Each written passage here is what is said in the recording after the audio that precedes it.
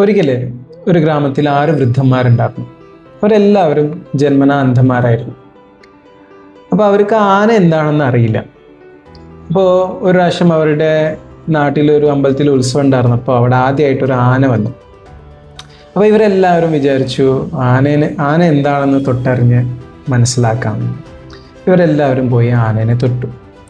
അപ്പോൾ ആനയുടെ തുമ്പിക്കൈ തൊട്ട ആൾ വിചാരിച്ചു, ഓ ആന അത്ര വലിയ ജീവിയൊന്നുമല്ല, ആന എന്ന് പറയുന്നത് ഒരു പാമ്പ് മാതിരി.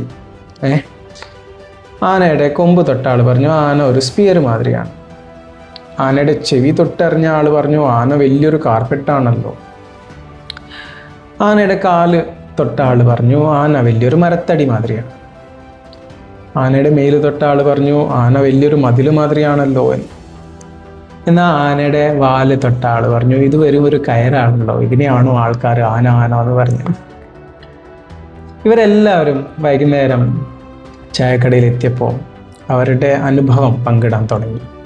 ആനേനെ മനസ്സിലാക്കിയത് എന്തായിരിക്കും സ്ഥിതി?